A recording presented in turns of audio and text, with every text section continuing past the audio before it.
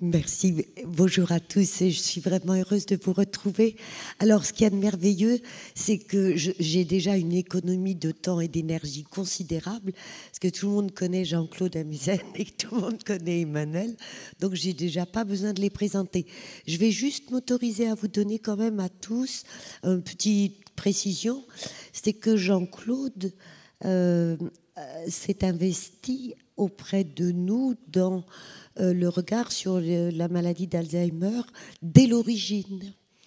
Dès l'origine, il nous a enrichis de son mélange de philosophie scientifique ou de science philosophique. Alors, je voudrais vous inviter juste, avant de le laisser débattre, à réfléchir à ce mot qu'Emmanuel a utilisé tout à l'heure, c'est ce mot « espace ».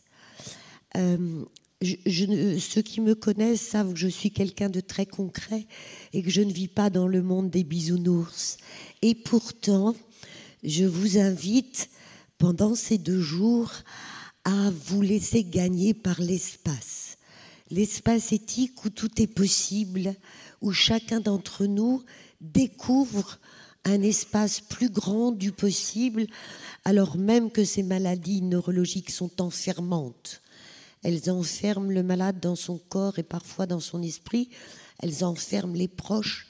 Elles enferment les professionnels dans le cloisonnement, pardon, chère madame de l'ARS, dans le cloisonnement culturel si difficile à vaincre du budget sanitaire et du budget médico-social, dans l'univers de chaque spécialité, les neurologues et les gériatres et les ergothérapeutes et les psychomotriciennes, etc., etc. Ce sont des maladies de l'enfermement et Emmanuel vous a invité tout à l'heure à rentrer dans l'espace, à laisser vos rêves vous ouvrir le champ du possible, même s'il faudra parfois revenir à la réalité dans 2 jours, mais découvrir par le partage ensemble que le champ du possible est souvent plus grand qu'on ne le croit et que l'espace éthique, c'est le lieu idéal pour ouvrir le champ de l'esprit.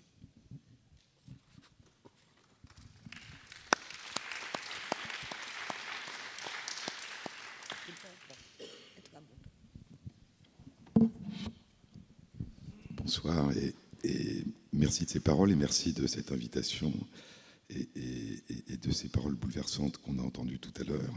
Et c'est vrai, l'espace, moi j'ai découvert il y a plus de 15 ans la réflexion éthique collective à l'espace éthique de la PHP. D'ailleurs, ça avait commencé par des discussions avec Emmanuel avant même que je ne connaisse cet espace. Et donc c'est l'espace, mais c'est aussi le temps que donne cet espace. C'est ce qui est accordé au temps du questionnement, au temps de l'échange, au temps de la réflexion qui est extrêmement important. Ce qui était dit tout à l'heure et qui est très beau, hein, c'est au fond quand on parle de maladie, de handicap, hein, c'est jusqu'à quel point donnons-nous la possibilité, laissons-nous la personne se construire, émerger, parler du plaisir, mais être capable véritablement de vivre. Moi, ce qui me frappe, on en reparlera sans doute plus tard, c'est que plus le handicap de la personne paraît important, et plus on a l'impression qu'on se préoccupe de lui permettre de survivre, l'habiller, la lever, la nourrir, mais qu'on ne s'intéresse plus à lui donner la possibilité de vivre, c'est-à-dire au fond d'avoir des relations autant que faire se peut, de pouvoir avoir du plaisir, de pouvoir avoir du bien-être, de pouvoir inventer. Et donc il y a quelque chose d'involontairement très inhumain à couper la personne de ce dont elle manque, qui est la possibilité de s'engager dans des relations. Martin Buber disait dans un très beau livre « Je et tu » que la personne humaine apparaît quand elle entre en relation avec une autre personne. Et lorsque, paradoxalement, on a l'impression que la capacité d'une personne à entrer en relation diminue, eh bien, je dirais, au lieu de trouver, de chercher les formes de relations qui sont encore possibles, on décide qu'il n'y a pas besoin de relations. Et ça dépasse de très loin le cadre des maladies neurologiques et des maladies chroniques, parce que ça nous avait énormément frappé au Comité consultatif national d'éthique il y a quelques années, lorsqu'on a fait un avis sur la situation des personnes adultes et enfants atteints d'autisme en France, de nous apercevoir que c'était exactement la même chose en ce qui concerne la scolarisation. Un enfant a des difficultés pour interagir avec les autres et avec le monde, et on considère que puisqu'il a des difficultés, c'est pas la peine de lui apporter un enseignement. Au lieu de penser qu'il a d'autant plus besoin d'enseignement qu'il a une difficulté justement à interagir, eh bien on dit c'est pas la peine. Et donc ce c'est pas la peine a quelque chose de l'ordre d'une prophétie autoréalisatrice, c'est-à-dire que si on coupe les liens ou si on n'apporte pas à la personne ce qui lui permet de se construire, de s'inventer, de continuer à ressentir ce que Georges Semprún dans l'écriture ou la vie appelle cette expérience de la vie que la vie fait d'elle-même, de soi-même en train de vivre. Si on commence à oublier cette composante, la personne devient, même si on s'en occupe très bien, un objet et plus une personne. Donc je crois qu'il y a ce qui... Tu y faisais allusion, et ça a été dit, on ne peut aider et accompagner une personne et lui apporter ce dont elle a besoin qu'avec la meilleure connaissance de ses difficultés et de ses problèmes. Et donc c'est vrai qu'on n'accompagne pas une personne atteinte de maladie d'Alzheimer de la même façon qu'on accompagne une personne atteinte d'autisme ou une personne atteinte d'une autre maladie. Mais ce qui me paraît essentiel, à côté des noms, on a des plans autisme et on a eu des plans maladie d'Alzheimer. On n'a pas de plan pour permettre l'accompagnement des personnes en situation de vulnérabilité dans leurs interactions, dans leurs capacités cognitives, dans toute une série. Et donc ça me paraît l'essentiel, c'est-à-dire comment faire en sorte qu'une personne qui ait des difficultés ne soit pas abandonnée sous prétexte qu'elle ne rentre pas dans la définition de ce qu'on a considéré comme une urgence d'un point de vue sociétal ou d'un point de vue humanitaire. Et donc peut-être commencer à se demander, et vous faisiez allusion au handicap moteur, mais il y a le handicap sensoriel, il y a le handicap cognitif, il y a toute une série de handicaps.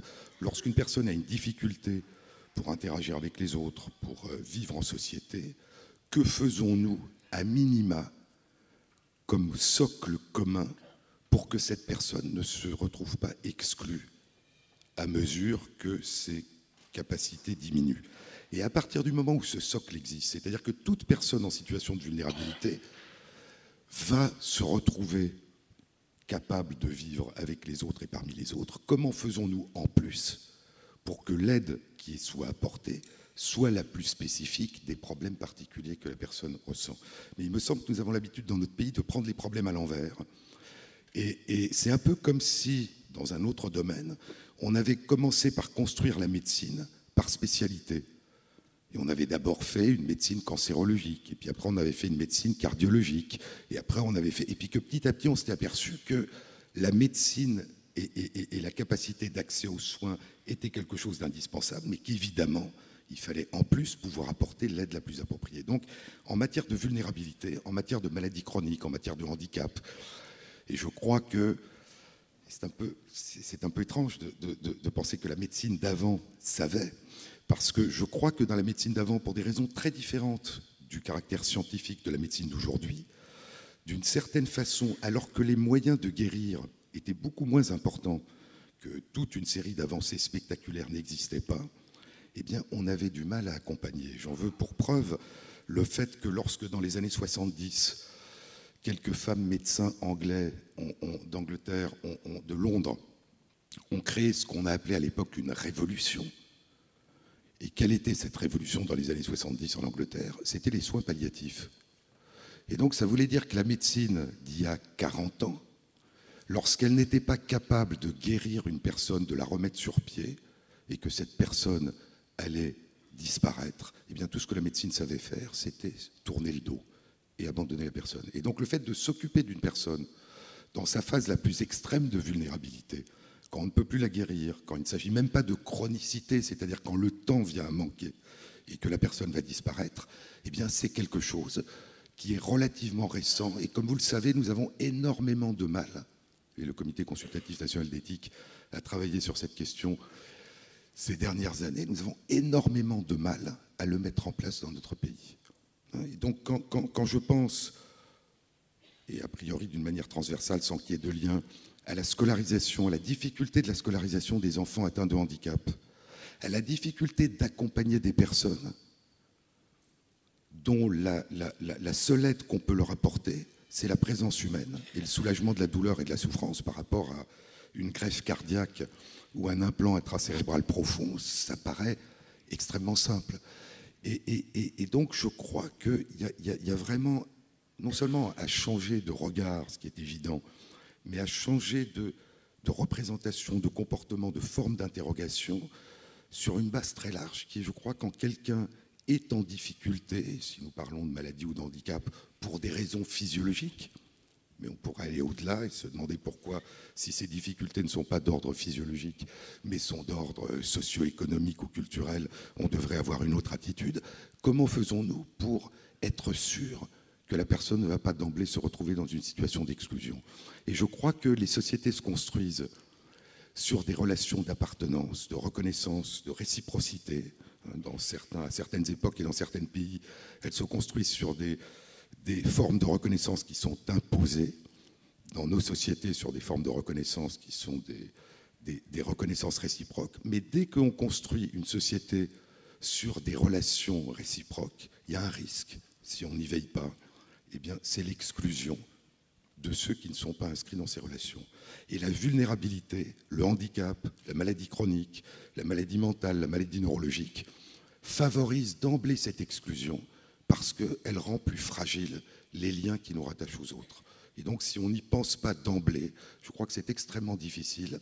Et il y a un risque, je crois, dans les plans trop ciblés, c'est d'abord de se heurter aux mêmes problèmes qui sont des problèmes généraux, c'est-à-dire qui sont des problèmes de construction de société et qui ne sont pas liés particulièrement à une maladie ou à une forme de handicap. Et puis, c'est le risque, encore une fois, de mettre en lumière une forme de vulnérabilité et de laisser dans l'ombre d'autres formes de vulnérabilité.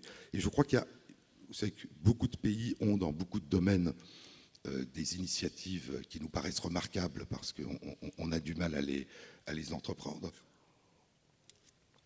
Un exemple, je parlais de scolarisation des enfants handicapés. Deux pays aussi différents que l'Italie et la Suède ont réussi par des approches politiques différentes à scolariser 100% des enfants handicapés, tout handicap confondu, dans des écoles habituelles où ils sont en classe avec des élèves habituels, avec une approche différente. En Italie, la classe est divisée par deux et un enseignant spécialisé est ajouté en plus de l'enseignant habituel. En Suède, la classe est normale, mais chaque élève a une ou un auxiliaire de vie scolaire formé au type de handicap ou au type de maladie qu'a l'enfant. Donc deux approches très différentes dans lesquelles les problèmes majeurs que nous avons ont disparu. Et puis, l'inclusion dans la société des personnes en situation de handicap mental. Et je crois que la Suède, dans les années 90, il y a une vingtaine d'années, a eu une approche qui était une approche politique, au sens profond du terme, qui était une approche démocratique. Au début des années 90, la Suède a dit que quel que soit l'état de vulnérabilité dû à un handicap mental, que ce soit le vieillissement, que ce soit la maladie d'Alzheimer, que ce soit l'autisme, que ce soit une trisomie 21, que ce soit un traumatisme crânien, il y a des problèmes neurologiques, comme vous le savez, qui ne sont pas dus à des maladies neurodégénératives, qui sont dus à des problèmes vasculaires, qui sont dus à des problèmes de traumatisme. Eh bien, sans se poser d'abord la question de la cause de la vulnérabilité, mais en s'intéressant simplement à l'état de vulnérabilité, la Suède, au début des années 90, a considéré que d'envoyer des personnes, en raison de leur handicap ou de leur maladie, dans des institutions, pour les aider dans des institutions, en les excluant de leur lieu habituel de vie et de leurs proches, consistait à leur dénier leurs droits civiques. Et donc la Suède a dit que les droits civiques auxquels chacun a droit, eh bien, parmi ces droits fondamentaux, il y a le droit de vivre avec les autres, parmi les autres, et de ne pas être envoyé ailleurs, sauf s'il y a, pour des questions d'intervention chirurgicale ou de soins très spécialisés, une nécessité temporaire d'aller ailleurs.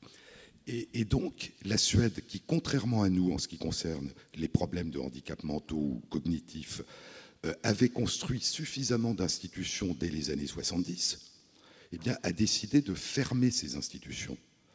En Suède, l'équivalent d'un EHPAD, c'est illégal, parce que c'est un endroit où on envoie les gens en les excluant de la société. Et donc la Suède a fermé sa dernière institution pour personnes âgées, personnes handicapées, mentales ou cognitives, au début des années 2000.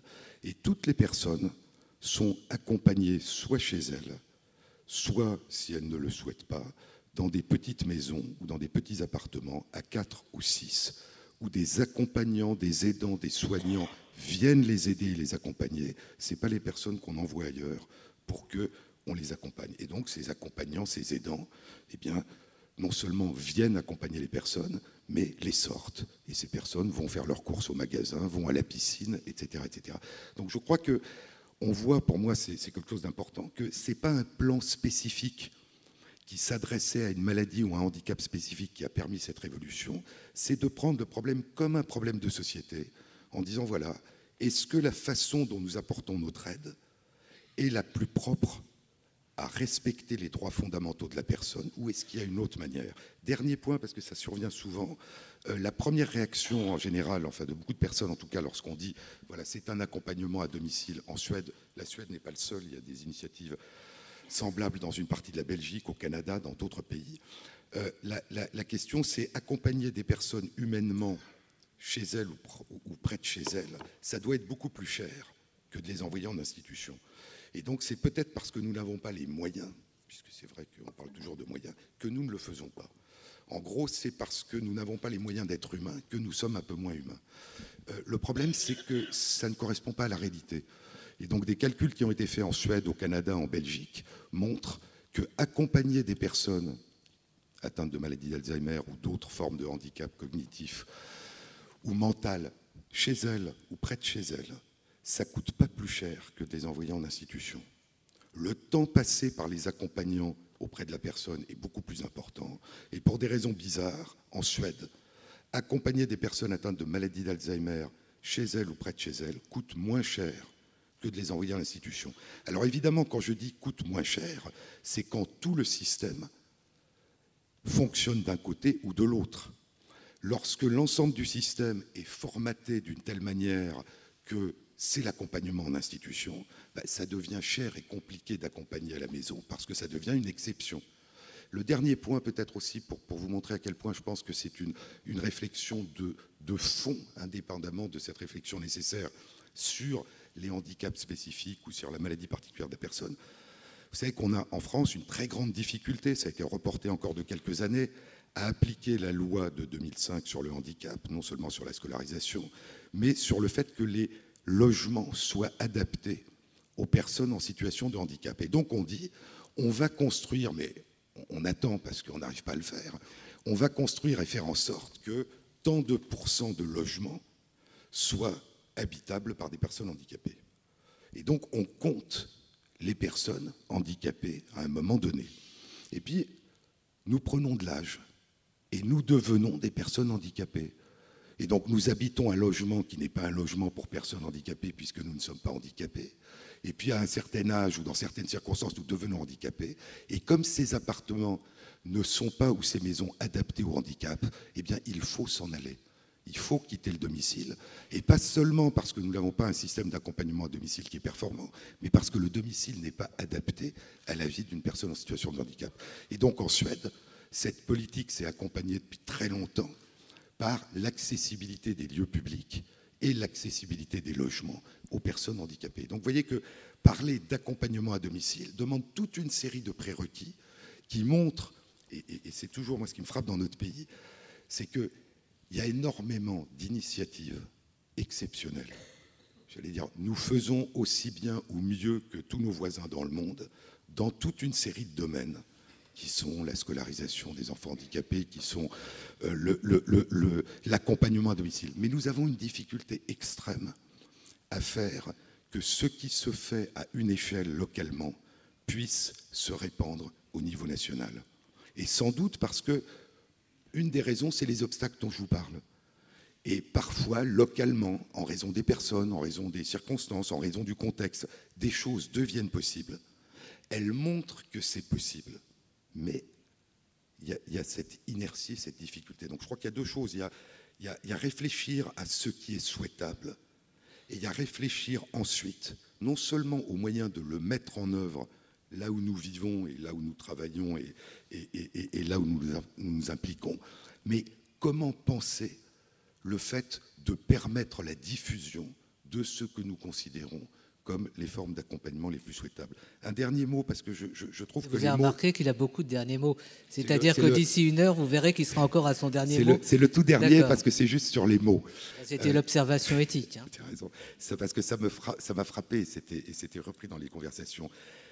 Les mots traduisent des choses, mais les mots les impriment. Je veux dire, quand nous parlons, non seulement nous traduisons ce que nous avons entendu, mais nous le transmettons. Et je trouve que nous avons des mots sur lesquels il est intéressant de réfléchir. On ne dit pas qu'on accompagne des personnes, on dit qu'on les prend en charge. Quand on les prend en charge, ça veut dire qu'elles pèsent. Et donc, ça veut dire qu'elles sont un fardeau. Et puis, on peut demander quand est-ce qu'on peut déposer le fardeau. Et donc, je crois qu'entre accompagner et prendre en charge, on ne parle pas de la même chose. On ne dit pas qu'on accueille des personnes, on dit qu'on les place. Et donc, dans toute une série de mots que nous utilisons, il y a quelque chose qui nous permet de nous interroger sur la façon dont, tout à l'heure, on parlait d'annonce.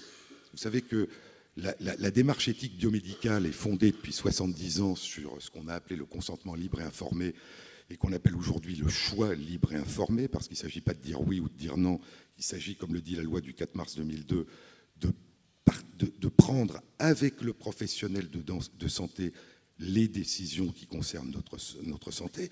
Prendre avec, c'est pas dire oui ou dire non, c'est construire un choix. Et on parle d'annonces.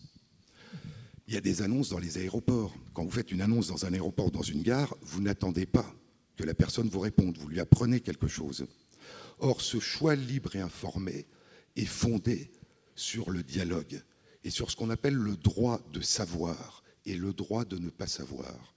Une annonce ne peut pas préjuger du fait de ce que vous voulez savoir ou pas savoir. Et donc je crois que le terme d'annonce, c'est une façon, d'une certaine façon, de détacher l'importance du dialogue.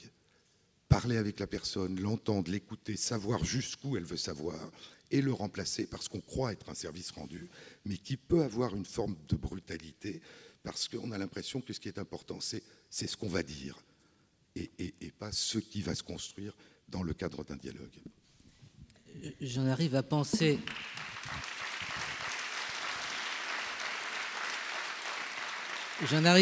avec un certain agacement ou un humour que peut-être Étienne Klein n'est pas venu parce qu'il connaît bien Jean-Claude Amezen. Ils sont quasiment compagnons de route. Alors quand on est au téléphone avec Jean-Claude Amezen, je vous garantis que c'est véritablement du ping-pong. C'est-à-dire qu'il ne peut pas développer des propos comme il le fait maintenant. Je ne lui laisse pas toujours la lenteur de l'expression. Mais je trouve que c'est un tel régal que de l'écouter, un tel plaisir, un tel bonheur, qu'on n'a pas envie de l'interrompre. Alors je ne vais pas être dans la conversation, je serai plutôt dans quelques questions que suscite la position de Jean-Claude Amezen, en disant que ce que vous attendez de nous et ce qu'on attend de l'université d'été, c'est qu'on soit en mesure de penser, d'un point de vue éthique et politique, les maladies neurologiques dégénératives, ce qui ne va pas de soi. Comment arriver à penser ce qui relève aussi d'un impensable, d'un irreprésentable.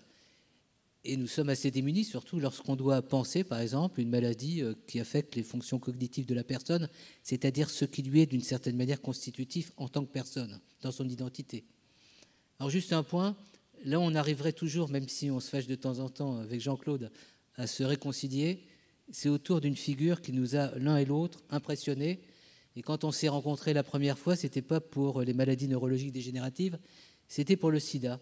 Et Jean-Claude Amezen était un éminent chercheur, à l'époque investi dans le domaine du sida. Puis moi, je travaillais plutôt les questions éthiques. Et la personne qui, je crois, nous a marqués les uns et les autres, c'est Jonathan Mann. On en parle souvent, chaque fois qu'on intervient. La personnalité qui, en 1986, s'est vue confier à l'OMS le premier plan sida. Et les fondamentaux de Jean-Claude Amezen, comme les fondamentaux de Jonathan Mann, c'est quand même Comment arriver à honorer la dimension des droits de la personne, des droits de l'homme, dans des situations de fragilité, d'exclusion, de marginalisation, de relégation? Et comment arriver à ce que ces personnes si marginalisées, qui ont le sentiment parfois de ne plus exister socialement, de ne plus avoir de réalité sociale, comment leur témoigner une préoccupation? Comment leur dire à ces personnes qu'elles ont une place parmi nous? Et non seulement qu'elles ont une place parmi nous, mais que leur place est déterminante. C'est-à-dire, faute de les accueillir parmi nous, notre société, notre communauté perd l'essentiel du questionnement qui lui permet d'être encore une société humaine. Et quand Jean-Claude aborde la question de la personne affectée par un handicap, nous, depuis des années, dans notre cheminement d'espace éthique, nous n'avons été enrichis que par les questionnements et non pas des réponses suscités par des personnes inventives aux limites, finalement, où pouvaient se poser les questions. C'est-à-dire que, par nature, l'éthique, pour moi en tous les cas, ne peut se poser, ne peut se penser, ne peut se soutenir qu'aux marges. Et ce qui est extraordinaire, tout à l'heure tu évoquais les EHPAD, on pourrait aussi parler d'autres établissements qui accueillent des personnes atteintes de polyhandicap ou des personnes atteintes d'état végétatif persistant. Ces personnes sont dans la vie, mobilisent des compétences et des forces qui sont celles de notre démocratie, et on les ignore, j'allais dire, c'est ce qui nous inquiète et ce qui nous interroge. Tout à l'heure, Jacques parlait de l'irrévérence qui a conduit à l'abomination par rapport à des personnes vulnérables quand il a évoqué la Shoah, mais qu'il a évoqué aussi le sort des personnes atteintes de maladies psychiatriques. Je crois qu'il y a urgence aujourd'hui, non pas uniquement d'un point de vue éthique, mais d'un point de vue politique, à dire que ces questions sont nos questions et qu'il ne s'agit pas de choisir, j'allais dire avec parcimonie, qu'est-ce qu'on fait par rapport à des personnes par compassion. Il s'agit de comprendre que notre société ne peut se dire que société que pour autant qu'elle soit capable d'assumer, j'allais dire comme une richesse, ce qui la tourmente et la questionne. Tout à l'heure, tu disais qu'il faut éviter le mot prise en charge. Nous, on a eu, avec Robert Moulias, un gériatre, le mot prise en soin. La vraie question, encore, on pourrait s'interroger sur le mot prise. La vraie question pour moi, c'est la notion de la sollicitude, la notion de l'attention, la notion de la précaution.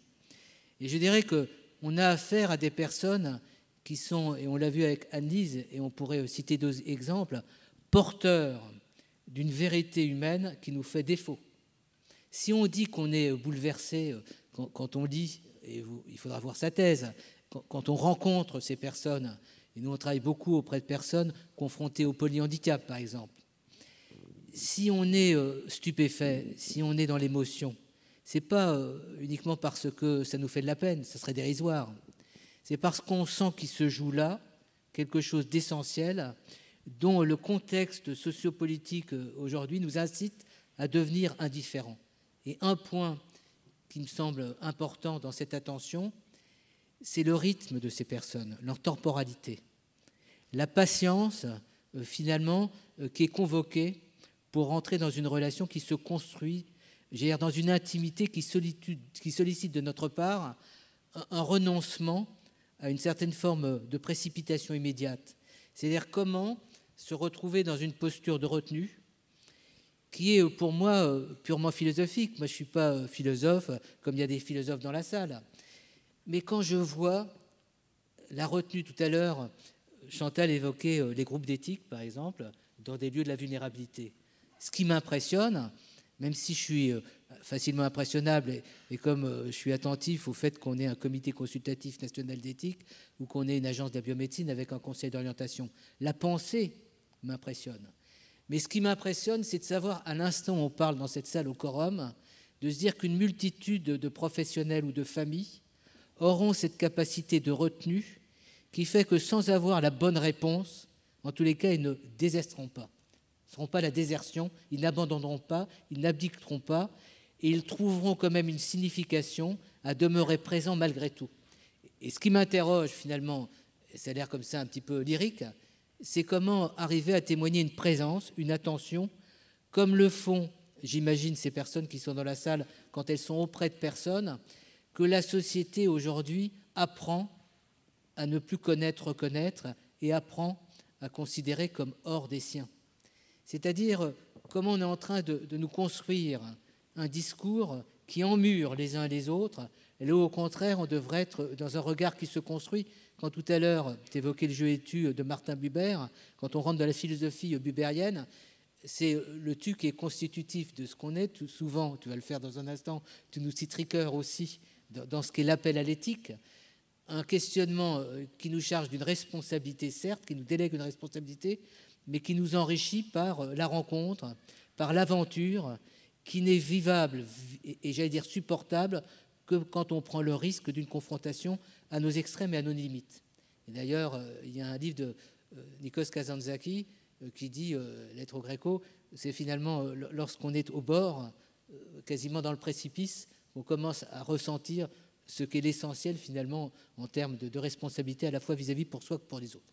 Donc je conclurai de cette petite apostrophe par une question, pas une petite apostrophe, par cette petite parenthèse, par une question.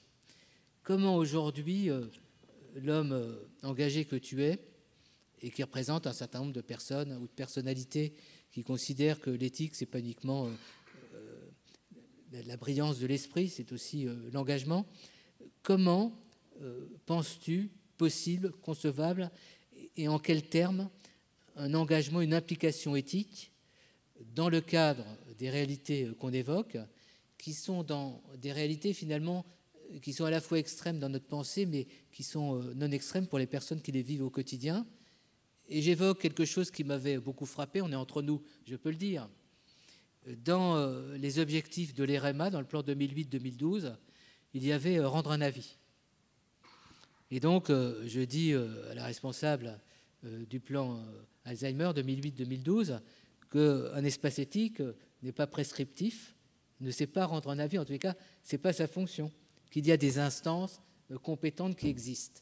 Et donc, à l'époque, c'était avec Marc Guerrier dans l'équipe, on rédige une question extrêmement élaborée pour saisir le Comité consultatif national d'éthique en disant vous êtes l'instance, et donc on fait un gros document quand même où avec toutes celles et ceux qui travaillent avec nous, on avait véritablement identifié des thématiques extrêmement prégnantes qui abordaient aussi la question du consentement.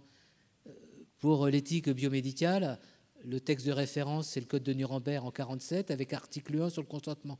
Est-ce que les personnes qui ne sont plus en faculté de consentir ne sont plus des personnes parce qu'elles ne sont plus en faculté de consentir? Et Anne Caron, qui est ici, nous a appris ce que pouvaient être d'autres approches, ne serait-ce que par son activité de magistrat auprès de personnes qui sont dans des situations de vulnérabilité, qui sont des approches en humanité, en questionnement, en enrichissement réciproque, en non-abandon et en compréhension de la personne dans ses capacités restantes, demeurantes et qui survivent, j'allais dire, aux atteintes, aux altérations de la maladie. Donc, question pratique, comment une personnalité comme Jean-Claude Amezen voit ce que peut être un engagement éthique incarné, volontaire, politique, dans le contexte où finalement on est aussi très fragile politiquement, on voit difficilement où sont vraiment les repères et où va finalement converger le sens. Voilà, comment, quel type, voilà, aux gens qui sont ici, de repères tu nous apporterais pour dire, voilà, d'un point de vue éthique, c'est comme ça qu'on peut construire demain quelque chose qui s'ouvre à une autre réalité que la maladie d'Alzheimer. Merci de ta question. Je vais reprendre un peu ce que je disais. Tu parlais de Jonathan Mann. Hein. Jonathan Mann disait dans un très bel article qu'il a écrit un an avant sa disparition que son article s'intitulait Médecine et éthique, droits de l'homme et santé publique. Il disait que l'éthique biomédicale moderne, depuis 1947, avait dans le dialogue entre le médecin et la personne, entre le chercheur et la personne, instituer une éthique biomédicale qui est une éthique de la personne, qui repose sur le dialogue, qui repose sur l'émergence, qui repose sur l'écoute, qui repose sur la découverte. Tu parlais de Ricoeur. Quand tu parlais de l'irreprésentable, le soi-même comme un autre de Ricoeur, c'est pas l'autre comme moi-même, c'est comment me projeter moi-même en me voyant autre, en me voyant a priori irreprésentable. Ce que l'écrivain nigérien Ben Okri dit d'une autre manière, la même année d'ailleurs, où Ricoeur écrit son livre en disant l'autre, moi-même comme l'étranger, Comment se voir, quand tu parlais des marges, quand tu parlais des bords, comment se voir soi-même comme un étranger et faire de cet étranger, de la rencontre avec cet étranger, quelque chose qui est de l'ordre de ce qui devient une relation et ce qui devient familier. Donc ça, je dirais que c'est au cœur de ce qui a été la préoccupation de l'éthique biomédicale moderne depuis 70 ans. Comment construire cette relation avec tous ceux qui nous entourent, que ce soit professionnellement, que ce soit familialement, que ce soit tout autre niveau. Et puis, il y a cette question, cette deuxième question, au-delà de ma relation, de nos relations avec ceux que nous connaissons, comment est-ce que nous bâtissons un socle qui fait que ce type de relation va être favorisé, pourra se déployer, pourra s'épanouir. Et là, je pense que ce que disait Jonathan Mann, c'est que dès qu'on réfléchit, et c'est le problème des plans, dès qu'on réfléchit non pas à ce qui se passe entre 2 personnes, ou entre 3 personnes, ou entre 5 personnes, mais à ce qui se passe pour 100 000 personnes, pour 1 million de personnes, pour une société, eh bien, on a tendance à perdre la personne. La personne disparaît. Elle devient un nombre, elle devient quantifiée. Et donc, comment retrouver la personne devant la multitude, devant une abstraction? Et il disait là, la notion de droit de la personne, de droits fondamentaux, est un repère extrêmement important.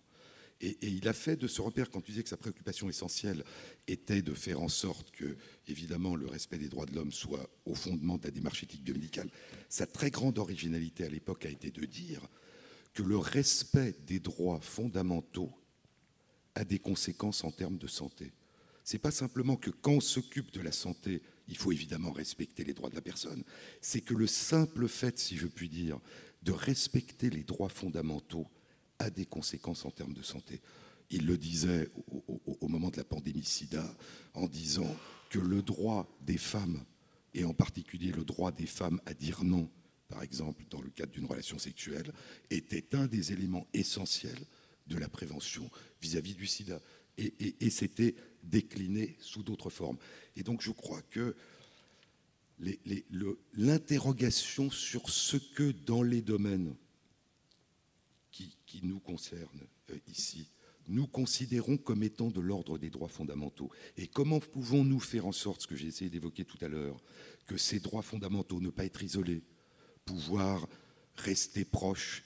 C'est étonnant, tout le monde sait, tout le monde dit et tout le monde a publié sur le fait qu'il suffit qu'une personne âgée quitte son domicile et se retrouve dans une institution pour que d'un seul coup, déjà ses facultés cognitives commencent à vaciller. Alors si en plus c'est contre ce qu'elle aurait voulu, et la dernière étude de l'Observatoire de la fin de vie en France, qui a été publiée à la fin 2013, dit que 70% des personnes qui entrent en EHPAD y entrent contre leur volonté, elles n'auraient pas voulu y aller, et que c'est sujet à dépression. Et donc, comment penser les droits de la personne, en l'occurrence pouvoir vivre à domicile, pouvoir être accompagné à domicile, d'une manière qui noue, en fait, les questions éthiques, les questions de droits fondamentaux et les questions de santé. Et je crois, sur ce plan, c'est intéressant, parce qu'au moment où il y avait la déclaration de Nuremberg en 1947, au moment où il y avait la déclaration universelle des droits de l'homme en 1948, il y a eu la définition par l'OMS de la santé. C'est la même année. Et que dit l'OMS? L'OMS dit que la santé n'est pas simplement l'absence de maladie ou de handicap, mais que la santé, c'est aussi un état de bien-être physique, psychique et social. Et donc, si on le prend de cette manière, apporter du bien-être à la personne, lui permettre de ressentir du bien-être, c'est lui donner de la santé. Et donc tout ce qui permet le bien-être pour une personne atteinte de maladie d'Alzheimer, pour une personne atteinte d'autres maladies de ce type, eh bien, lui apporte de la santé. Ça n'est pas simplement parce qu'on n'a pas un médicament qui améliore son état cognitif ou ce qu'on peut mesurer de sa mémoire. Si la personne est plus heureuse, la personne est dans cette vision en meilleure santé. Donc je crois que comment conjuguer ce qui est de l'ordre de notre relation interpersonnelle, ce qui est de l'ordre de ce que nous construisons en termes de société, c'est-à-dire au fond, comment une démocratie pense les droits de chacun de ses membres, et en particulier de ceux qui sont les plus fragiles et les moins à même de les réclamer.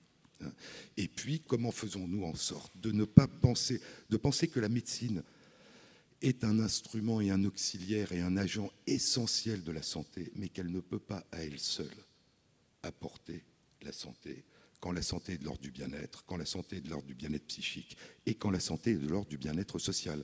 Et que donc dans ces cas-là, elle doit, ce que faisait Jonathan Mann, elle doit réfléchir, s'interroger, alerter, proposer d'éventuelles réponses, mais elle ne peut pas, à elle seule, au risque de médicaliser totalement la société, ce qui serait une aberration, elle ne peut pas, et c'est souvent l'illusion de la médecine, être le seul garant et le seul responsable de la santé. Donc je crois que c'est ça qu'il faut penser. Et puis conjuguer ce que tu évoquais tout à l'heure, l'espoir dans la recherche, l'espoir dans l'apparition de nouveaux traitements, mais ne pas avoir ce côté presque dérisoire de penser que s'occuper d'une personne actuellement malade, c'est attendre le moment où elle ne le sera plus. Le moment où elle ne le sera plus, je veux dire, tout le monde sera content, mais ce n'est pas parce qu'on attend le moment où elle ne le sera plus que ça vaut accompagnement pour une personne qui est aujourd'hui malade. Donc je crois que ces interrogations sont d'autant plus importantes, mais évidemment pas exclusives, quand nous sommes démunis en termes de traitement et de capacité de changer médicalement l'état de la personne, et qu'à ce moment, la vraie question, c'est comment, d'un point de vue sociétal, d'un point de vue humain, nous apportons de la santé et du bien-être à la personne, indépendamment de ce que peut faire la médecine dans sa dimension classique. Avant que Catherine intervienne, j'aimerais juste rebondir sur un point, si ça ne dérange pas, avant que tu n'interviennes pour une, j'allais dire, partie déterminante de ton questionnement. D'abord, pour les personnes qui sont impatientes de savoir si le Comité consultatif national d'éthique a donné suite à notre saisine, soyez rassurés, il n'a jamais donné suite à notre saisine. C'est-à-dire que le président de l'époque n'avait pas considéré que c'était un sujet non pas digne du comité, mais qui avait l'urgence que nous, on lui accordait. Et donc, nous avons rendu notre propre avis, dont nous sommes finalement assez fiers, parce que je crois qu'il y a une trentaine de personnes qui ont contribué à l'écriture de cet avis. Ce n'étaient pas les membres du CCNE, et ça m'a fait une démonstration in vivo que finalement, il fallait un peu d'audace, et qu'il était aussi intéressant que 20 personnes ou 30 personnes légitimes dans leur expertise puissent affirmer un certain nombre de points de vue, de questionnement. Voilà, c'est des questions importantes qu'on a abordées. Mais j'aimerais juste, si Catherine me le permet, revenir sur les droits de ces personnes. Personne, et ça a été à juste titre évoqué par Marie-Odile de Sana quant au plan, éventuellement quant à l'assise du plan et quant à sa définition au niveau des maladies qu'il intégrerait. On a vu la difficulté avec l'équipe de l'espace éthique pour organiser une université d'été Alzheimer et maladies neurologiques dégénératives. Quand pendant 3 ans, on était dans la dynamique avec France Alzheimer, avec la Fondation Amérique Alzheimer et puis notre comité scientifique d'organiser une université d'été Alzheimer, éthique et société, même si c'était compliqué, on avait trouvé un peu nos repères. Là, quand on nous a dit qu'il y a une ouverture, on s'est dit qu'est-ce qu'elle va apporter, l'ouverture ? Est-ce qu'elle ne va pas surcharger finalement d'une vision extrêmement péjorative les maladies neurologiques dégénératives en associant des maladies qui, dans leur représentation, sont lourdes à assumer déjà par les gens qui les éprouvent, et puis ensuite par la société qui verra un amalgame finalement de maladies et qui touche, et c'est sur ce point que j'aimerais vraiment que tu interviennes, souvent à la faculté de relation. C'est-à-dire que quand on parle de maladies neurologiques, on voit immédiatement, alors certes, la question de la mobilité de la personne, de sa capacité ou de ses capacités, mais souvent, au niveau fonctionnel, c'est l'aspect cognitif, c'est-à-dire altération cognitive, qui semble finalement être le plus éprouvant dans les représentations que la personne a de son devenir à travers un échéancier plus ou moins rapproché d'altération de tout ce qui est de l'ordre de la relation à l'autre, de son existence, de son identité, avec tous les regards péjoratifs que l'on peut avoir sur cette espèce de destitution qui équivaut quasiment à une destitution de la dignité humaine. Et à quelques semaines d'un avis, en tous les cas d'un rapport du CCNE sur la fin de vie, nous avions aussi fait un document sur la fin de vie, puisque la vie peut avoir un terme. Ce qui nous intéressait sur le document sur la fin de vie, ce n'était pas le moment extrême de l'existence, c'était comment vivre le plus dignement une existence tout en assumant le plus longtemps son autonomie. C'est toutes les questions qui sont abordées, par exemple, des directives anticipées pour une personne qui serait atteinte de ces maladies. Donc, à quelques jours, quelques semaines du rendu d'un rapport, et puis on sait que le 1er décembre, il y aura également Alain Claes et Jean Leonetti qui rendront leur rapport au président de la République pour savoir s'il faut faire ou pas évoluer la loi Leonetti. J'aimerais donc, sur la question de la relation et sur cette question de la vie jusqu'au bout, c'est-à-dire une vie que l'on maîtrise, et l'avis 121 du CCNE est aussi de ce point de vue-là un avis important. Souvent, les personnes disent ce qui me paraît important, c'est de vivre ma vie, quelle qu'elle soit, de pouvoir assumer le plus dignement possible mon existence, avoir accès à un travail, pouvoir avoir une famille quand on le peut, enfin je veux dire. Mais j'aimerais aussi pouvoir anticiper, c'est tout aussi la question de l'anticipation à travers les tests qui vont être à disposition. Voilà. Comment dans tous ces éléments assez compliqués y a-t-il voie à l'éthique et de quelle manière ? Il y a plein j'allais dire, de voies à l'éthique. Un des problèmes frappants, j'essaie d'évoquer tout à l'heure que tu dis, c'est, prenons ce que tu évoques maintenant, la fin de vie, juste quelques secondes. Le remboursement optimal des soins palliatifs, c'est lorsque la personne qui va bénéficier des soins palliatifs, et je vous rappelle que moins de 20% des personnes dans notre pays qui devraient avoir accès aux soins palliatifs ont accès aux soins palliatifs, bien que depuis 15 ans, la loi sur les soins palliatifs donne cet accès à tous. Donc là encore, un plan, une loi, comment le faire vivre ? Il ne suffit pas que ça soit écrit quelque part pour que ça vive. Ça vit dans une société si la société s'en empare. Mais le remboursement pour l'hôpital ou l'institution optimale, c'est si la personne n'en a plus que pour moins de 3 semaines à vivre. Et ce qui est très étonnant, le Parlement, généreusement, a voté il n'y a pas longtemps, il y a 1 an et demi, un congé d'accompagnement pour personne en fin de vie, pour accompagner une personne en fin de vie. C'est la même chose, c'est 3 semaines avant la fin. Donc vous voyez que déjà, il faut savoir que la fin sera dans 3 semaines. Et à ce moment, on commence à accompagner. Et donc c'est très étrange. Et 1 mois et demi avant, qu'est-ce qui se passe ? Et si la personne a mal, 2 mois avant, 6 mois avant, ce n'est pas les soins palliatifs. Les soins palliatifs, c'est les 3 dernières semaines. Il y a plein de pays dans lesquels les soins palliatifs, c'est ce que c'était originellement, c'est l'accompagnement humain, le soulagement de la souffrance et le soulagement de la douleur, dans toutes les circonstances de la vie où ça peut être nécessaire. Mais une société qui commence à se poser et avoir une difficulté énorme à le réaliser, la question de la sollicitude, comme tu disais, de la compassion et de l'humanité, quand elle est sûre que la personne ne sera plus là dans 3 semaines, il y a quelque chose d'extrêmement violent. Je parlais tout à l'heure du droit de savoir et de ne pas savoir. Si vous êtes un peu informé, si on vous propose de rentrer dans un service de soins palliatifs, a priori, vous savez ce que ça veut dire, sauf si le médecin s'est trompé. Donc il y a quelque chose de très violent derrière ce qui part, évidemment, de la volonté de pouvoir aider, mais je pense sans s'être interrogé. Le poète T.S. Eliot, dans un très beau poème, dit que la fin est l'endroit d'où nous partons. Nous n'aurons de cesse d'explorer, et la fin de toutes nos explorations sera d'arriver à l'endroit d'où nous sommes partis et de connaître le lieu pour la première fois.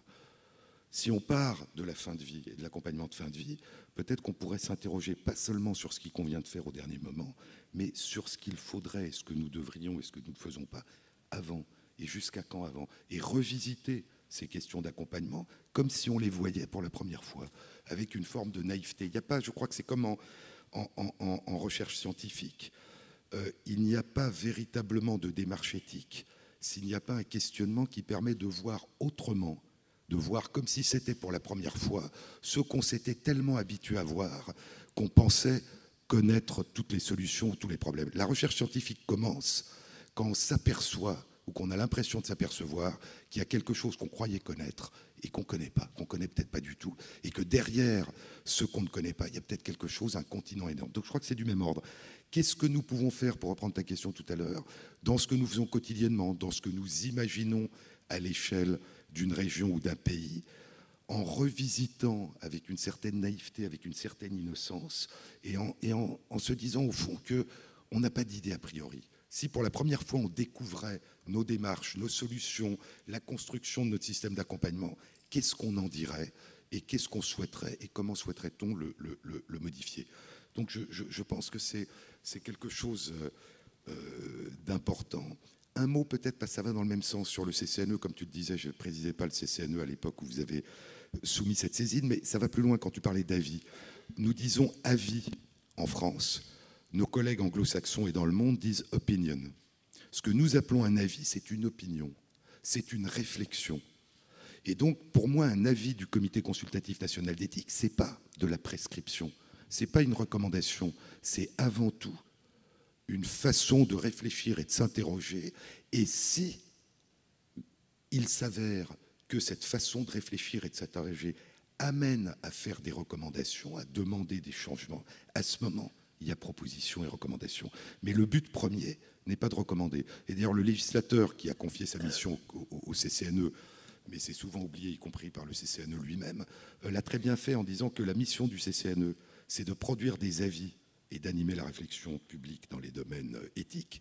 Et quelques lignes plus loin, il a ajouté « Lorsque le comité le juge utile, il pourra assortir ses avis de recommandations. » Si c'est nécessaire. Le but d'un avis, c'est de visiter, de revisiter, de s'interroger sur une question et éventuellement de proposer des solutions. Mais comme tu disais tout à l'heure, le fait de revisiter un problème, de le voir sous une forme nouvelle, de déceler des contradictions là où on ne les avait pas vues, de voir des enjeux cachés là où on ne les avait pas vus, ça peut être en soi beaucoup plus utile pour faire naître la réflexion que de proposer. Dernier point là-dessus, je trouve que le Comité consultatif national d'éthique, qui est le premier comité de ce type créé au monde, il y en a maintenant dans la plupart des pays du monde et dans tous les pays européens, n'a pas, à mon sens, à se substituer à la réflexion éthique de la société.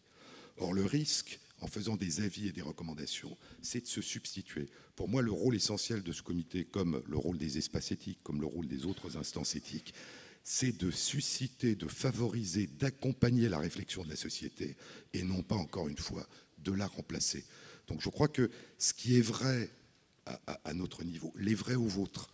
Et pour répondre à ta question, comment pouvons-nous chacun non seulement développer une réflexion et chercher des solutions, mais aider les autres à s'interroger aussi, à dialoguer et à proposer des solutions. Dernier point qui me frappe. Depuis très longtemps, un comité d'éthique ou un espace éthique ou une instance éthique dans le monde est considérée comme illégitime si elle n'est composée que d'experts dans le domaine biomédical. S'il n'y a que des médecins et que des chercheurs en biologie, c'est-à-dire la plus grande compétence, eh bien, le comité ou l'instance en tant qu'éthique est illégitime. Pourquoi ? Parce que la réflexion éthique dépasse l'expertise. Elle requiert l'expertise, mais elle les dépasse. Parce que les questions posées, c'est le respect de la personne. Et donc, je crois qu'il y a quelque chose, et on était très frappés quand on a organisé une conférence de citoyens cet hiver sur la fin de vie, de ce qu'apporte au comité la réunion de personnes qui viennent d'horizons complètement différents, des médecins, des philosophes, des sociologues, des juristes et des biologistes et d'autres, et de ce qu'apporte lorsqu'on tire au sort des citoyens sur des critères de représentativité de l'INSEE, géographique, niveau d'études, âge, etc., et qu'ils se réunissent pour la première fois, et que le seul critère qui a présidé à leur choix, c'est leur diversité, eh bien, de quelle manière cette diversité des points de vue construit une réflexion originale. Et je crois que nous avons trop souvent dans notre pays tendance à penser que c'est en nous réunissant entre personnes de la même sensibilité, de la même culture, de la même profession, etc., que nous allons trouver les meilleures questions et les meilleures réponses. C'est essentiel de se réunir entre soi, mais je crois qu'une véritable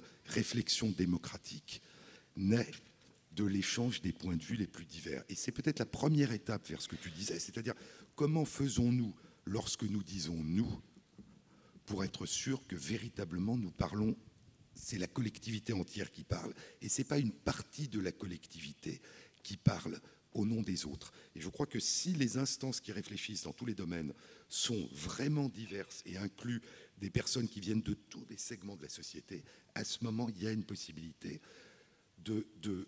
d'initier la réflexion la plus large possible. En France, nous avons souvent l'impression qu'un débat, et qu'on parle des débats éthiques, c'est l'affrontement entre des points de vue déjà établis. On écoute les différents points de vue et on choisit. Dans les pays qui ont initié les conférences de citoyens comme le Danemark, mais l'Europe du Nord, le Canada, le débat démocratique, c'est pas d'écouter ce que les gens savent déjà, c'est de se réunir dans la diversité pour essayer de faire émerger une réflexion qui soit éventuellement différente de ce que chacun pensait au début. Et si la réflexion qui émerge est différente de ce que chacun pensait au début, parce qu'elle s'appuie sur ce croisement des regards, eh bien elle est originale. C'est-à-dire que si elle n'avait pas eu lieu, le point de vue qui a émergé n'aurait pas fait partie du débat démocratique. Donc je crois qu'il y a... Voilà, mais je pense qu'il y a un véritable... Pour les questions que tu me poses, il y a des questions sur qu'est-ce qu'on peut considérer comme des procédures de questionnement éthique, et puis qu'est-ce qu'on peut considérer comme des souhaits qui ont une valeur éthique en soi. Et je pense qu'il ne faut pas les mélanger. Le caractère éthique, le fait d'avoir réfléchi aux procédures de discussion, de questionnement elles-mêmes, a aussi une importance considérable dans la démarche éthique qu'une société va prendre. Alors, Jean-Claude, j'ai deux questions à te poser par rapport à tout ce que j'ai entendu. Là, tu viens de faire l'éloge du savoir profane. En médecine, y compris dans les maladies chroniques, on évoque beaucoup maintenant le patient ressource dans le cadre de l'éducation thérapeutique, par exemple. Donc ce savoir profane, il a une valeur intrinsèque et en même temps, je suis toujours un petit peu inquiète par la manipulation qu'on peut lui faire subir. Je veux dire par là que justement, quand on n'a pas pu suffisamment approfondir son savoir profane, le garder dans sa pureté de savoir profane, mais sans avoir pu construire un esprit critique au sens philosophique du mot. Le grand danger, c'est la manipulation. Ça, c'est une première chose. Je vais rappeler juste méchamment puisque tu l'évoquais, pendant la Deuxième Guerre mondiale, il y a bien des médecins qui ont trahi leur serment de médecin, entre guillemets, en toute bonne foi. Ils pensaient que c'était bien ce qu'ils faisaient. Donc, je veux dire, la pensée, quand on est dans le cadre de maladies difficiles, de maladies tentaculaires qui vont agir, interagir avec plein de personnes, de lieux et de lieux de vie, je veux dire, l'esprit critique est une vertu première, me semble-t-il, qu'il faudrait que nos enseignants de collège et de lycée développent, ce que la tablette et l'ordinateur ne sont peut-être pas les meilleurs outils pour développer. Donc je suis préoccupée par ce savoir profane que je revendique. C'est une des grandes revendications, à juste titre, de France Alzheimer. Nous, aidants familiaux, avons un savoir profane que nous devons mettre au service des professionnels, comme les professionnels doivent nous accompagner dans notre savoir profane. J'ai un autre problème aussi dans tout ce que tu as dit. Finalement, j'ai entendu plan Alzheimer, bien sûr, mais j'ai aussi entendu plan cancer, plan sida, plan autiste, plan soins palliatifs. Est-ce que nous avons besoin d'un plan ? Il me fait peur, ce plan mis à toutes les sauces et toujours ciblé, parce que la tentation du politique, qui est aussi en même temps le financeur, c'est quand même bien de restreindre le schmilblick pour essayer que ça lui coûte pas trop cher, malgré tout. Parce que dans un plan, il y a un volet financier que nul ne peut contourner comme citoyen. Donc ces plans, ils sont aussi enfermants. Et ces plans à l'usure, je dirais, à l'usure et à l'usage, j'ai remarqué aussi que si nos politiques trouvaient toujours des financements pour expérimenter, nous avons en France un authentique culte de l'expérimentation depuis très peu de temps. Très peu de temps. On a commencé à développer une culture de l'évaluation, c'est tout neuf en France. Mais de toute manière, ce qui est sûr, c'est qu'il n'y a jamais de généralisation. C'est-à-dire que la plus grande injustice règne devant les citoyens atteints d'une maladie grave et invalidante, selon leur lieu de vie. Donc on a des vrais problèmes avec ces plans parce qu'ils sont peut-être générateurs d'une concentration d'énergie, mais on voit bien aussi qu'ils sont un appauvrissement de l'esprit. Tu as évoqué la Suède, tu as dit qu'apparemment on n'était pas très doués, nous, pour avoir ce regard qui ne se laisse pas enfermer dans le temps ou dans le plan, ou dans c'est pour un plan à 4 ans. D'accord. C'est étrange, comme j'ai l'impression que nous avons une culture de l'enfermement. Micro-rectification. les EHPAD ne sont pas toujours des lieux de désespoir.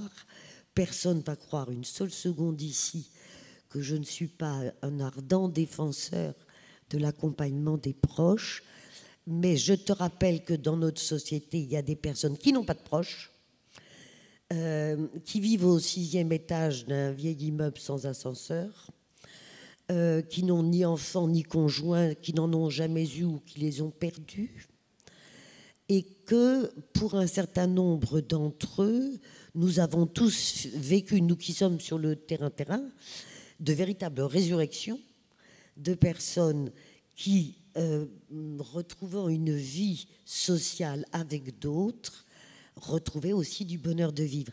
Et on a tous vu dans certains EHPAD, 2 malades d'Alzheimer marcher bras dessus, bras dessous, alors que leur parole est difficile, complexe et très peu audible même, éclater de rire joyeusement et vivre des temps intenses de bonheur. Je pense qu'il ne faut pas caricaturer.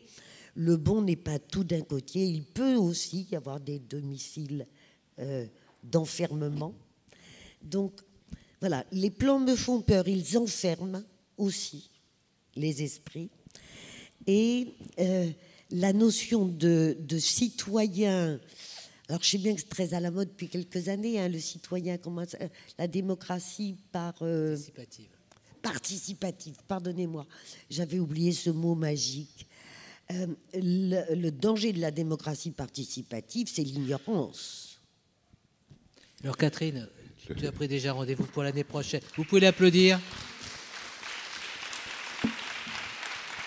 Tu as pris rendez-vous pour l'année prochaine, pour la suite de la discussion. Jean-Claude a 5 minutes pour à la fois te répondre et conclure.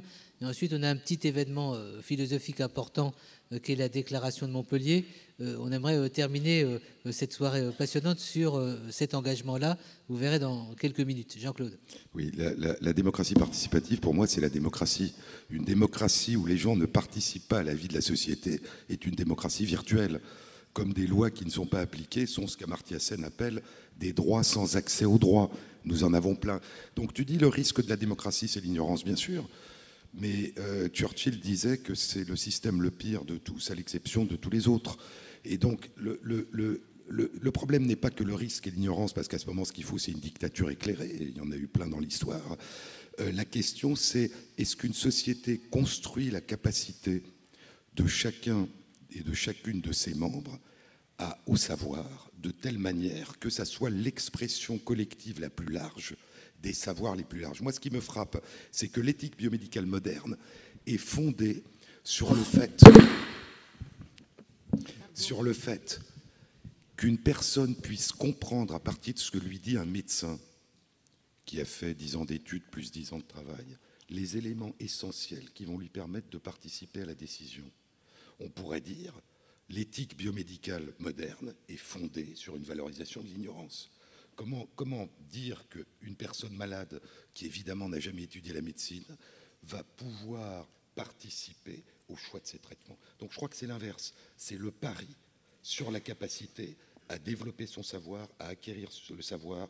C'est le pari sur la capacité à développer le savoir, sur la capacité à transmettre un savoir qui ne soit pas simplement le savoir qu'on a acquis et qui est incompréhensible pour ceux qui ne font pas partie de la profession.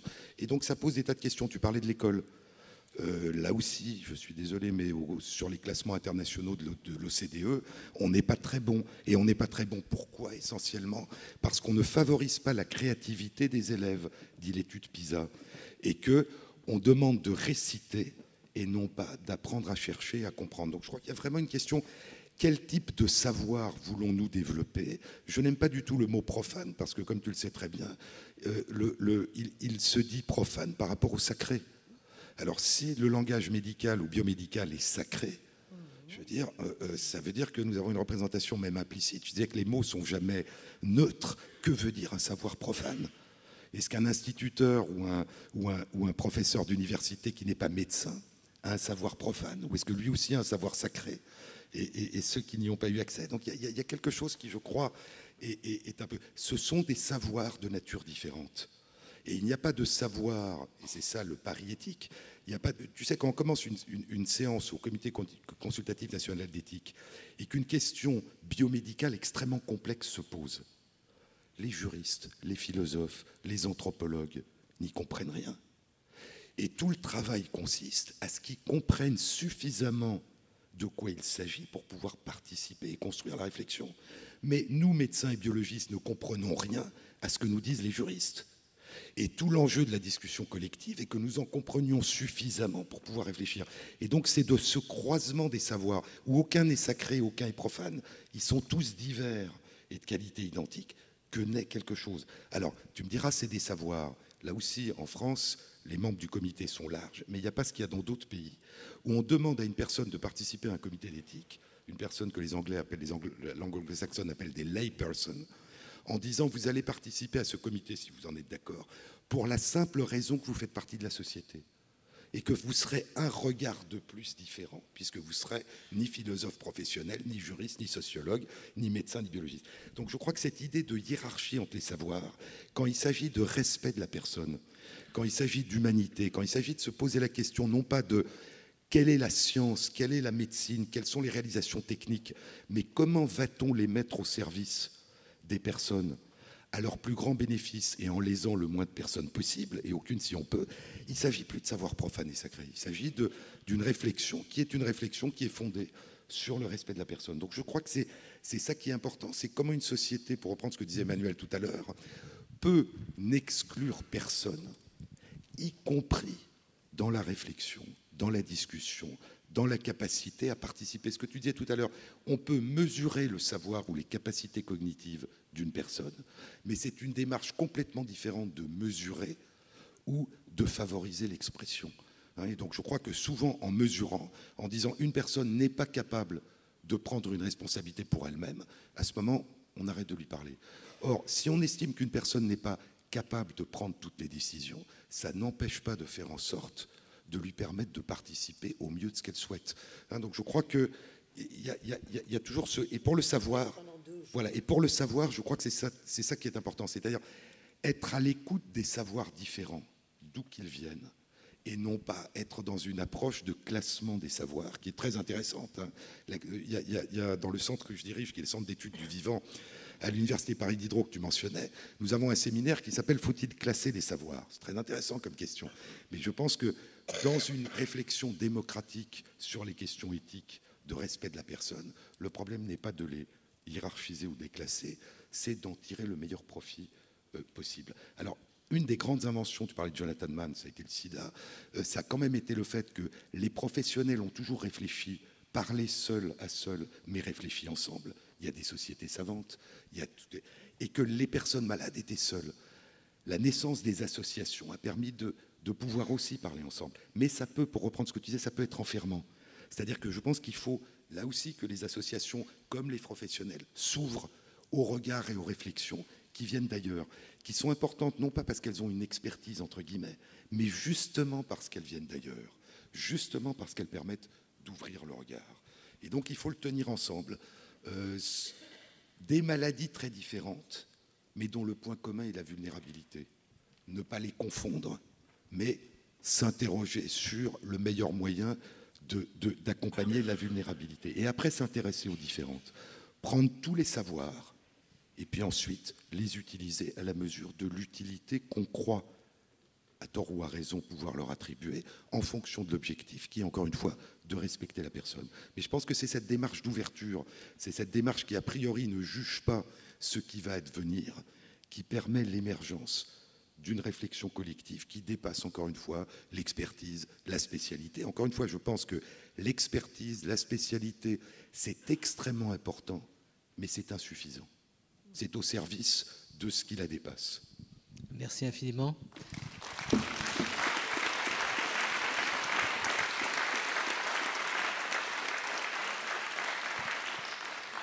De toute façon, je suis sûr que Catherine et Jean-Claude vont se retrouver tout à l'heure pour discuter la nuit entière, parce qu'ils nous ont fait qu'esquisser le contour d'un cheminement intellectuel partagé pour tout à l'heure. En tous les cas, mille merci à vous deux de nous avoir un petit peu ouverts. C'est vrai que, comme le disait Catherine, on va se retrouver pendant 2 bonnes journées pour aller plus loin. Ça nous a permis un peu de chauffer l'esprit. Vous savez, je vais vous faire une confidence.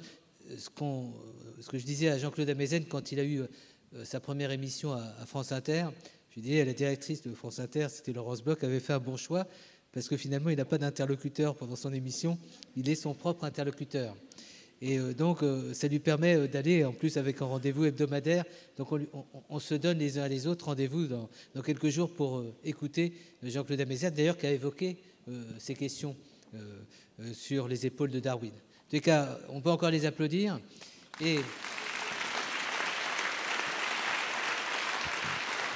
ma satisfaction, et j'imagine celle des organisateurs, est totale et entière, parce que bien entendu, nous n'avons pas évoqué le sujet qui était le sujet de notre rencontre. Et Jean-Claude, je te parle, on n'a pas évoqué le sujet.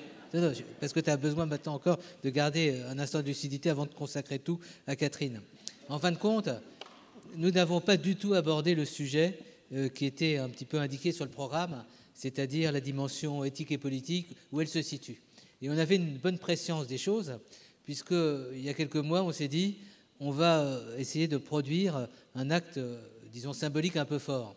On l'avait fait déjà il y a quelques années, et Catherine avait été vraiment dire, le soutien de ce projet. C'était la charte Alzheimer, éthique et société, qui a eu plusieurs révisions, et que des professionnels se sont appropriés, alors qu'à la fois, quand on va dans des EHPAD, on voyait avec beaucoup de plaisir des professionnels, des aides-soignants, quelquefois même des cadres administratifs qui avaient dans leur poche la charte qui était surlignée, parce que dans des groupes d'éthique, ils disaient tiens, on va regarder l'article 1 de la charte, on va en discuter, comment les gens l'ont fait vivre et se sont appropriés cette charte.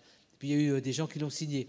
On s'est dit, maintenant qu'on rentre dans une nouvelle dynamique et qu'elle touche à d'autres maladies qu'on connaît peut-être moins, on va essayer de faire autre chose. Et donc, tout à l'heure, vous aurez à la sortie la déclaration de Montpellier. Vous verrez une déclaration tout à fait officielle qui va, à mon avis, pouvoir inspirer, j'imagine même, les décideurs politiques.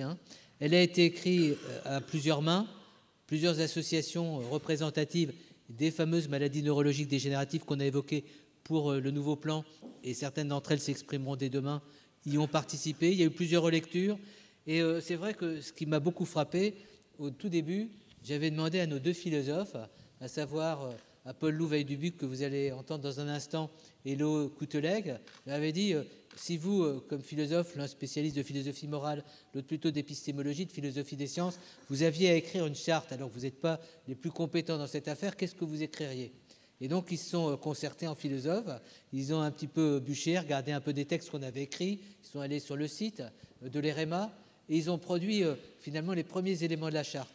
Et ensuite, il y avait 2 feuillets.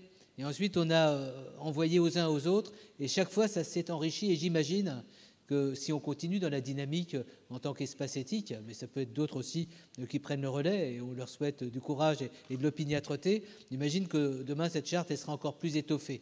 Et donc, pour terminer notre soirée, avant qu'on vous distribue cette charte, que vous vous l'appropriez, je lui souhaite d'ailleurs la même destination ou la même destinée que la charte Alzheimer, je vais proposer d'abord à Paul Lou.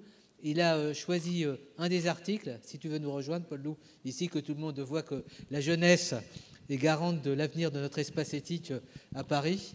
Et donc, il a choisi, assis-toi si tu veux, il a choisi donc un article, et peut-être en quelques mots, Jean-Claude, tu peux spontanément, comme ça, commenter. Merci beaucoup à tous les 3. En effet, j'ai un article là sous les yeux, donc c'est l'article 3.10 de la résolution de Montpellier, qui évoque un point que vous n'avez pas mentionné, vous en avez évoqué beaucoup. Vous avez parlé de votre conception de l'autonomie relationnelle, vous avez parlé du droit de savoir, vous avez parlé de votre conception de l'éthique, de ce que c'est qu'un comité d'éthique. Il y a un article, donc l'article 3.10, qui est « Reconnaître et soutenir les aidants, familiaux, professionnels et bénévoles, ainsi que les proches dans leur position auprès de la personne malade, renforcer à leur côté les solidarités de proximité. » C'est un point qui avait été aussi évoqué par Catherine. Donc la question, elle est très simple, c'est comment faut-il repenser notre solidarité ? Comment penser, qualifier le travail? Est-ce que c'est un travail des aidants? Voilà, c'était ma question. En 2 minutes 40. Ouais, merci. J'en ai pas parlé, mais bon, je ne peux pas parler de tout. Je pense que c'est un point essentiel. Un mot sur la Suède. Il y a très peu d'aidants, des aidants. Il y a très peu d'auxiliaires de vie. Et donc, les aidants naturels, entre guillemets, c'est-à-dire les proches, la famille, font tous les rôles.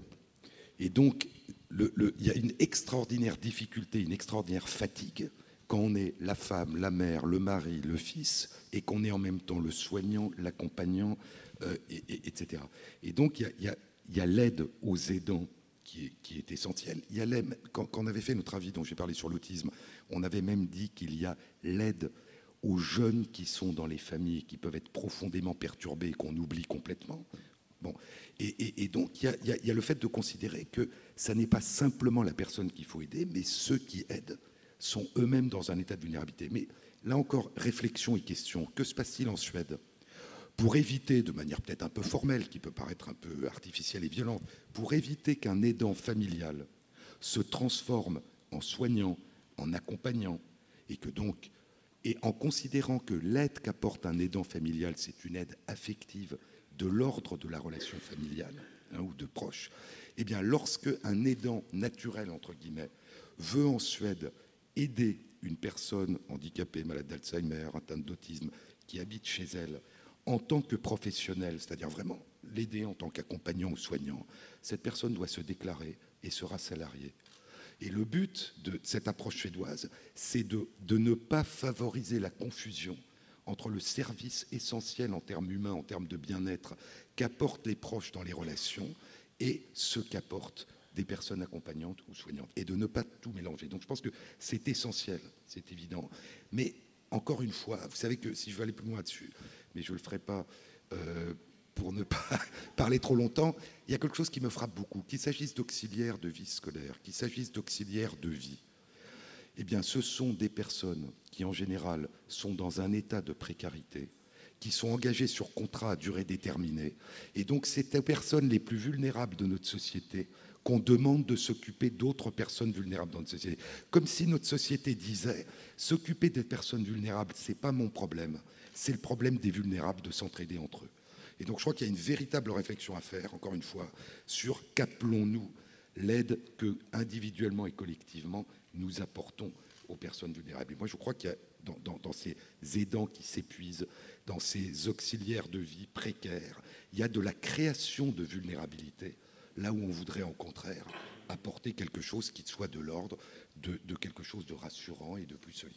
Merci. De toute façon, vous aurez, entre philosophes, la possibilité de prolonger.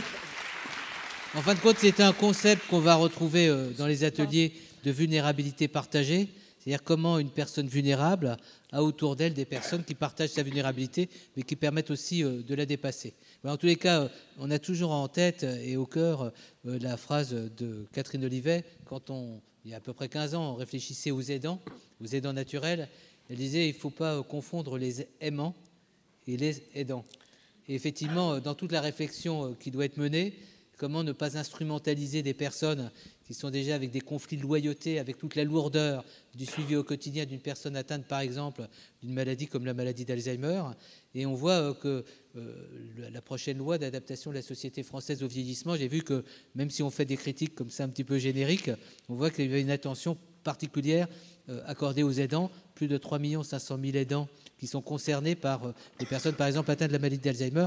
Ça veut dire que notre société doit être aussi une société de la sollicitude, et ça a été évoqué. Alors on a Léo Coutelec, qui lui aussi a choisi son texte. Oui. Alors bon, c'est un sujet qui a été abordé, et très bien abordé, c'est la question du partage des savoirs. Je vous rejoins complètement sur le miroir du profane et du sacré. Des maladies comme la maladie d'Alzheimer nous invitent à déhiérarchiser les savoirs, à les partager sans hiérarchie, ça a été très bien dit. Alors, je vais vous lire un article qui évoque ça, et puis je vous poserai une question qui devrait vous permettre d'aller un peu plus loin par rapport à cette idée que l'on peut partager des savoirs. Alors, c'est l'article 2.6 de la résolution. Reconnaître l'expertise de la personne malade, celle de ses aidants, qu'ils soient familiaux, professionnels ou bénévoles, ainsi que le rôle des associations et des familles de malades dans l'élaboration progressive d'un savoir partagé enrichi d'expériences mutualisées. Donc ça rejoint tout à fait ce qui a été dit. Alors, question que je voudrais vous poser, c'est, vous avez beaucoup parlé de partager des savoirs, de mettre sur la table des savoirs, mais qu'en est-il des non-savoirs ? Qu'en est-il finalement de ces creux de la connaissance, de ces incertitudes qui ne se nomment pas, mais qui ne peuvent pas forcément aussi s'académiser, s'institutionnaliser ou même se partager ? Est-ce qu'il n'y a pas à développer un savoir sur les non-savoirs, et notamment face à des maladies telles que celles qui nous mobilisent pour cette université d'été ? C'est très beau ce que vous dites. Il y a deux, je crois, il y a deux valeurs essentielles dans la recherche. La première, c'est le partage. L'éthique de la recherche, il n'y a pas de recherche qui soit éthique si elle n'est pas partagée. Et c'est un des grands problèmes dont on pourrait parler, le fait que beaucoup de revues soient des revues privées qui communiquent la recherche publique à condition que vous soyez capable de payer l'abonnement. Donc comment est-ce qu'on fait pour rendre à la collectivité ce qui a été fait à partir de la collectivité ? Ça, c'est le partage. Et le partage, c'est des savoirs croisés. Ce n'est pas simplement le partage de ce qu'on croit être la discipline essentielle parce que c'est celle qu'on exerce. Donc ça c'est important. Au fond, les universités sont bâties sur la transdisciplinarité, même si elle est tellement difficile à faire vivre ensuite dans la réalité. Le deuxième, c'est l'ignorance. Il y a un très beau livre d'un neuroscientifique qui dirige le département de biologie de l'Université Columbia, Stuart Firestein, qui s'intitule en anglais « Ignorance », l'ignorance, « How it drives science », comment elle conduit la science. La recherche est fondée sur le pari que ce que nous ne connaissons pas est essentiel. Et donc elle est fondée à la fois sur la fierté des savoirs accumulés et sur la certitude, le pari, que ces savoirs, si on les remet en question, eh bien, on va découvrir des savoirs encore plus intéressants. Et donc l'ignorance fait partie intrinsèquement du savoir. Avoir une connaissance qui méconnaît la part d'ignorance qui est intrinsèque à cette connaissance, c'est une illusion. C'est une illusion en général très dangereuse. C'est-à-dire qu'on croit qu'on sait tout. Il y a deux types d'ignorance en recherche, mais elle est vraie dans tous les savoirs. Il y a ce qu'on sait qu'on ne sait pas. Par exemple, on sait qu'on ne connaît pas très bien les moyens de faire en sorte que la maladie d'Alzheimer soit guérie. Il y a plein de choses dont on sait qu'on ne les sait pas. Et puis il y a ce qu'on ne sait pas qu'on ne sait pas. Et ce que dit Stuart Feinstein, ce que disait aussi François Jacob, c'est que les grandes découvertes naissent de ce qu'on découvre, de ce qu'on ne savait pas qu'on ne savait pas. Et d'un seul coup, des continents inconnus émergent. Et donc, si ces deux types d'ignorance, qui sont fondamentalement, qui font partie intrinsèque du savoir, ne sont pas compris, et je crois qu'un des problèmes à l'école, on parlait de l'école, c'est que l'école enseigne comme si le savoir était entier, et qu'on avait des morceaux de savoir sur tout. Et comme elle n'encourage pas la démarche de recherche, d'interrogation, et qu'elle méconnaît ce qu'est même la démarche scientifique au sens très large, c'est-à-dire comment on fait pour en savoir plus que ce qu'on en sait aujourd'hui. C'est ça la recherche. Un patient, une personne malade qui parle avec un médecin, elle est dans une démarche de recherche. Elle va essayer de comprendre quelque chose qu'elle ne connaît pas et qu'elle pourra mettre à profit dans la construction de sa représentation. Donc je crois que c'est fondamental.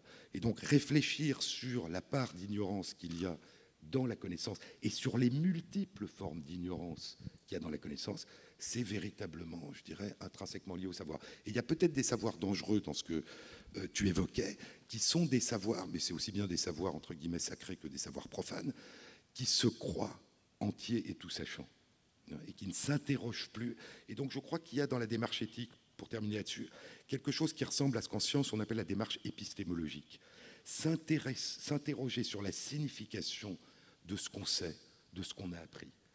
Et en éthique, s'interroger sur la signification des conduites, des représentations, des objectifs qu'on se donne.